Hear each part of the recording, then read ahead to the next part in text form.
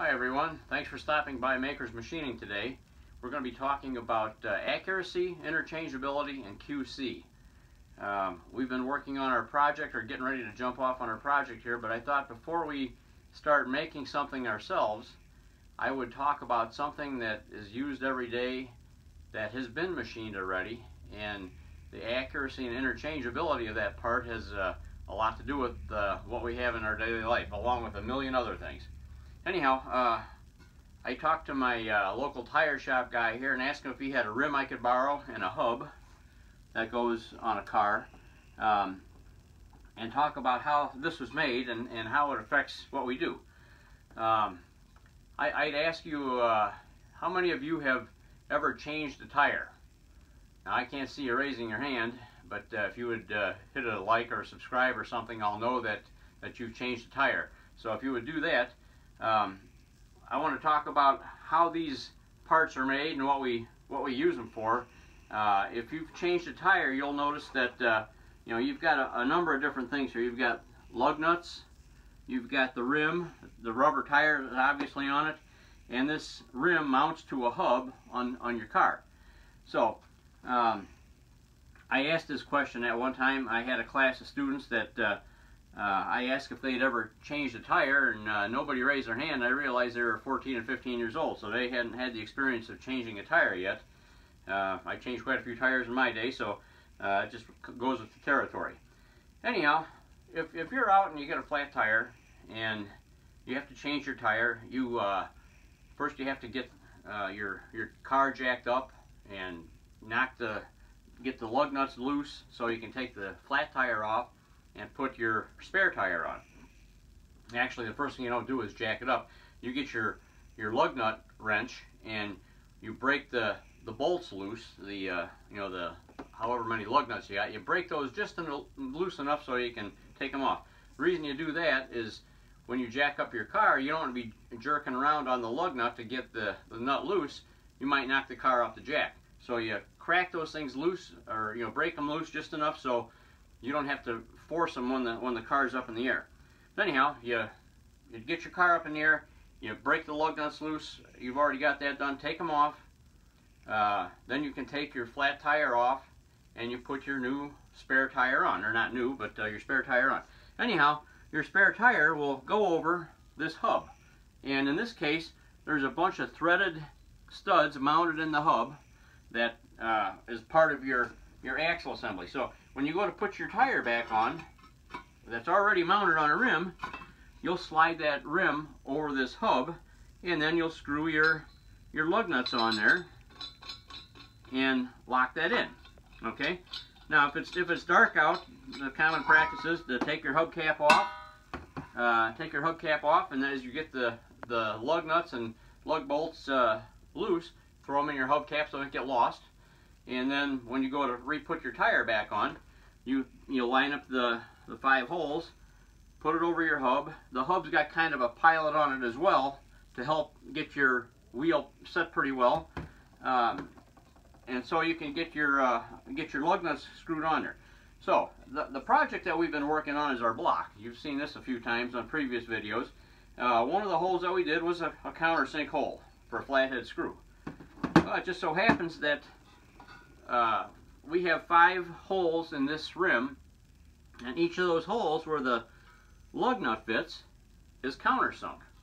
And if you look real close here at this nut, you'll see it's got a taper on the front of it too. And the taper on the lug nut is the same as the taper in the hole on the rim.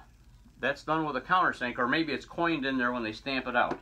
But anyhow, you get this thing slid onto your hub, you run your lug nuts on there by hand to get them up snug, and then the practice is to take your wrench and you'll tighten this one and this one and this one and this one and this one. You kind of go around in a 5-pattern tightening process so your rim gets locked onto your hub properly. Then you can set the car back down after you've got it on there fairly tight. Then you can really put the meat to it to tighten the nuts on there. So why do we talk about this here? Because this has been a machine part. Interchangeability, accuracy all come together because this rim might have been made in one city, the hub somewhere else, the stud somewhere else, the lug nuts somewhere else. So all those things have to come together and fit together. And that, what does that do for us? When you put this rim and the tire on your car, your tire runs nice and smooth and you get a smooth ride. If you would, by some chance, put this thing on and tighten one of the bolts, and maybe the other bolts weren't seated quite as good, your tire would wobble going down the road and you'd have a rough ride. So it's important to be able to fit these all together, and they come from all over the place. This rim might be 20 years old, this lug nut might be 2 weeks old. They still fit together. So accuracy is critical in this, because from the center of the axle or the center of the hub, these 5 holes have to be put in there accurately. The hub has to be made accurately. All these bolts that go in here in this hub have to be in exactly the same location here as the bolt hole pattern is there. So this thing here is a casting. It's got drilled holes in there, reamed holes. There's a spline that runs through the middle. I don't know if you can see it, but there's a spline in there, and that allows this thing to maybe have a little float on the axle that it fits on.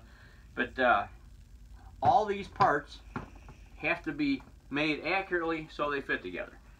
So the whole point of what we're doing here in our operation and our parts that we're going to do, we want to try to make these things accurate.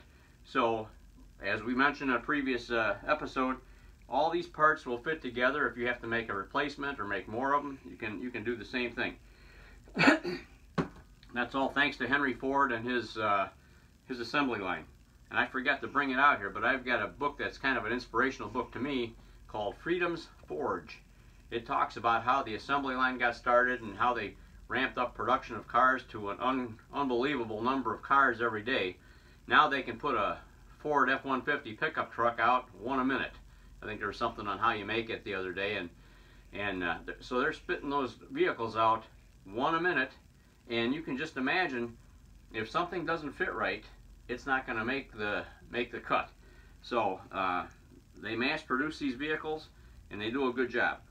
We don't want to do anything less than a good job on the parts that we make. So when we get to the next steps here, as we talk about our project, it's going to be focusing on how to do accurate work as a machinist, so you can get all your parts interchangeable and fit. Because if this tire fits only in your back end of your car, and you get a tire that's flat in the front end of your car, it doesn't fit, you're not going to be too happy about that. So everything that we do, quality-wise, accuracy-wise, all comes together.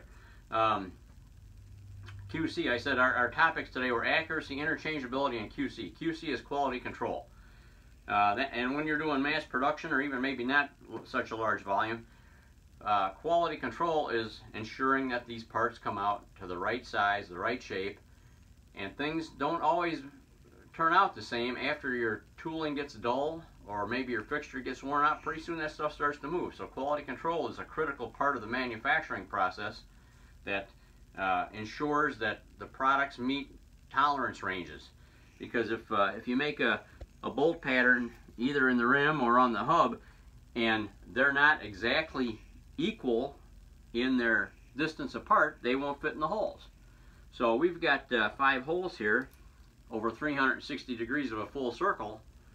I think I did the math the other day. I believe if you divide 360 degrees by 5, it's going to be every 72 degrees apart you have these holes. Okay? So math that comes into play. You're not going to find angles on your decimal equivalent chart, but you will have to use math and figure out that, okay, every 72 degrees I have to have a hole, but then you have to know how far the hole is from the center of the hub out to where the hole is here. So all those dimensions we can figure out. They're maybe on prints. We'll figure that all out. But I wanted to just at least tell you a little bit about something that's already been machined that we use every day. You take it for granted. You don't hop in your car and worry about if the rim has the right mounting holes on it. It already does, because it's on your car and you're going. You got a smooth ride, everything's good. But if you want a smooth ride in machining, here's some of the starting points that we're going to be dealing with here as we get into our project here. So accuracy, interchangeability, and QC is the topic for today, and Our next topic that we're going to get on to is making our first cut, sawing parts. So that should be following this video shortly. Anyhow, thanks again for visiting today. Again, if you've ever changed a tire, raise your hand by hitting like or subscribe. We want to pass this around. Share it with other friends too if you could. Thanks again for visiting today. My name's Tim. We'll see you next time.